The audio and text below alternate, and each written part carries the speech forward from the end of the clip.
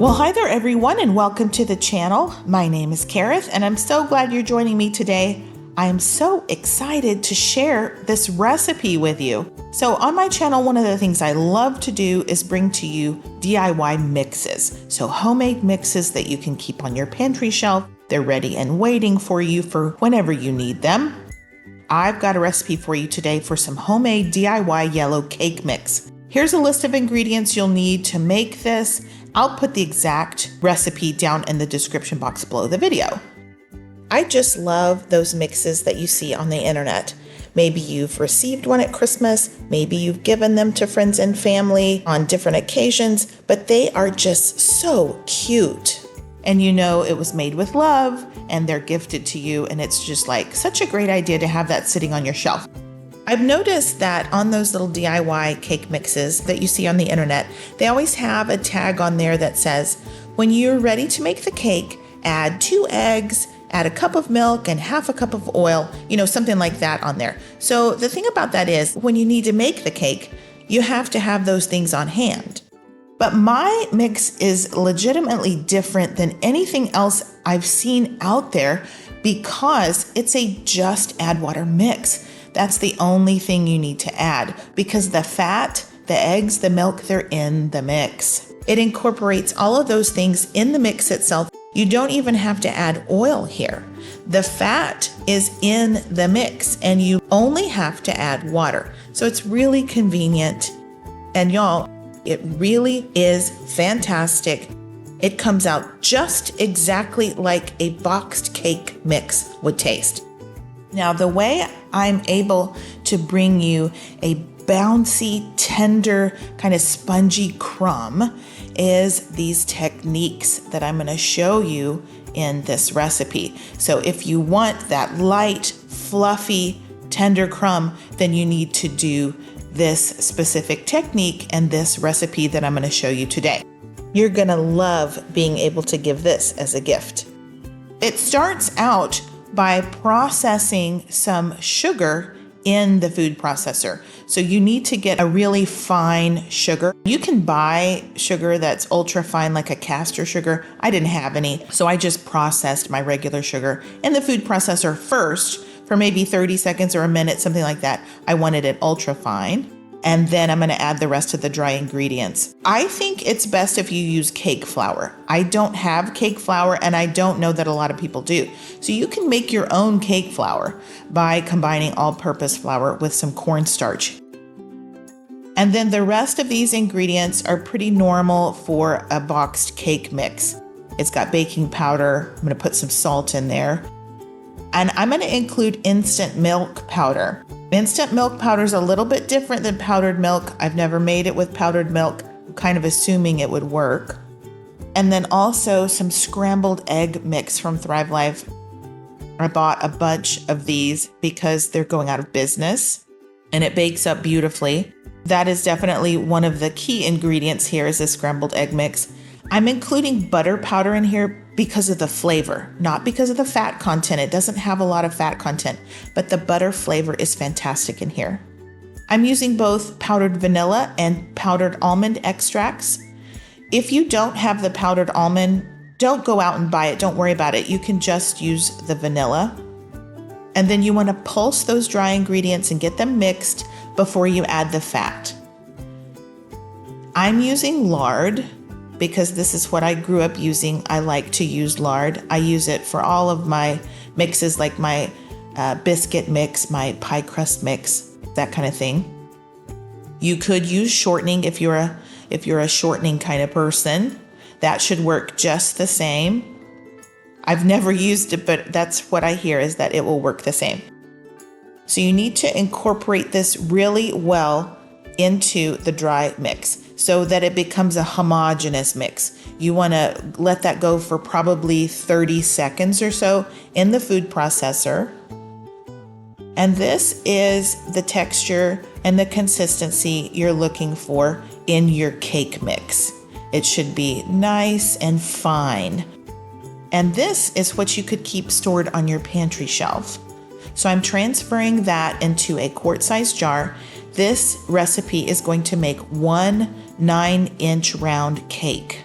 Now it will fit into a quart-sized jar. You might have to pat it down and then the ingredients will settle and it will fit. So there's your jar that you could keep stored on your pantry shelf for up to 3 or 4 months. Because it has the lard in it, I would not store it for longer than that. And of course, these make amazing gifts.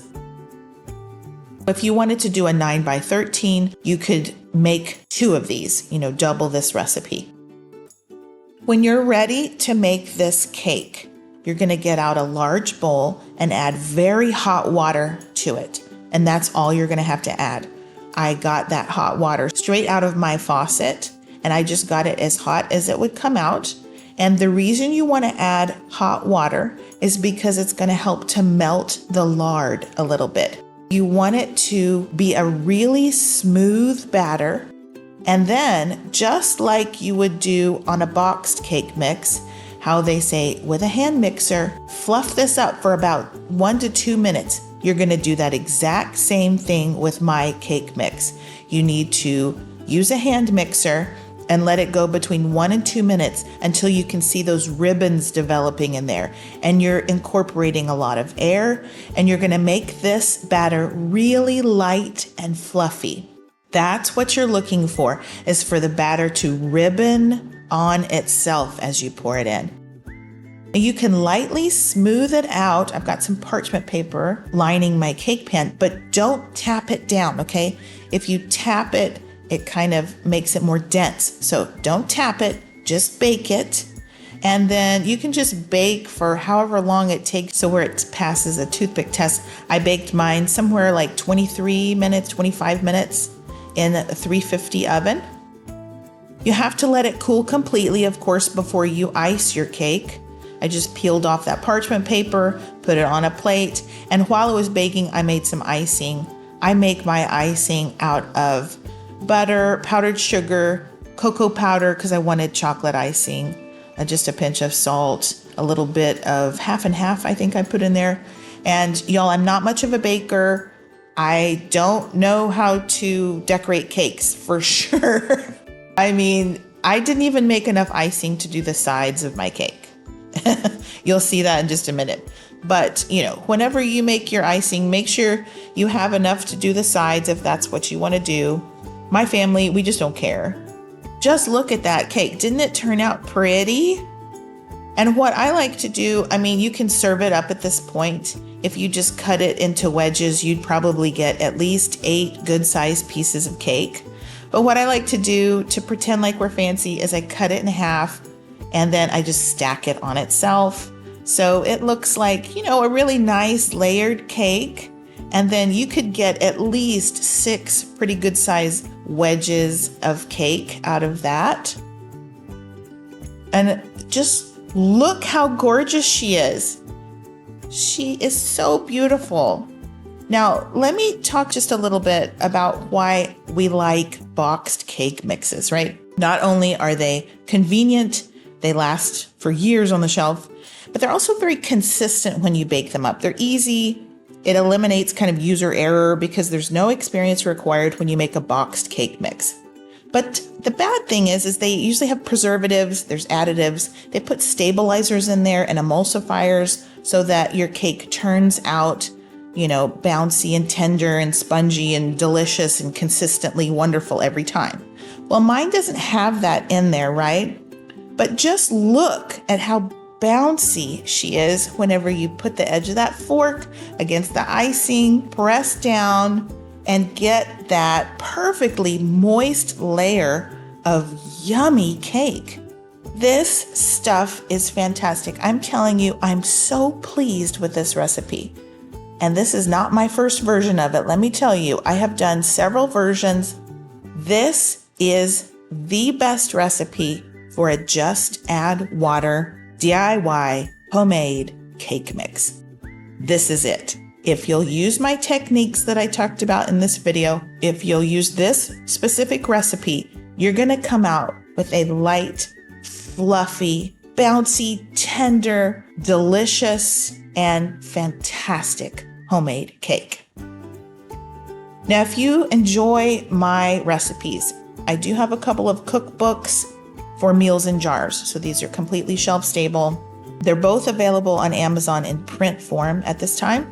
And I have both of them available on my website in digital form. That's thefreezedriedfoodie.com. The first book has over 90 recipes in there. The second book has another 72 or 73, I believe. And they're fantastic. A lot of the recipes are my mama's recipes that I converted to shelf-stable meals in jars. So be sure to pick that up if you're interested in having yummy meals that you can make with shelf-stable, freeze-dried ingredients. I'm still trying to figure out everything I'm going to do as far as the future of this channel now that Thrive Life is closing its doors. But I think for now, I'm just going to continue to do what I've been doing for a long time, which is develop recipes that incorporate freeze-dried food into everyday cooking. I think there's a lot of people out there who will just appreciate having really good recipes for the freeze-dried food that they have already bought. Please, somebody, make this cake. Tell me how it is. I want to hear from you. Please leave me comments down below and let me know what you think. Be sure to give this video a like and subscribe if you haven't already. I thought I'd share a verse with you, something that was very encouraging to me this week. This is Romans 8:28, and it reads, "And we know that for those who love God, all things work together for good, for those who are called according to his purpose." All right, guys, thank y'all so much. I pray you have a blessed day. And until next time, y'all take care and keep thriving.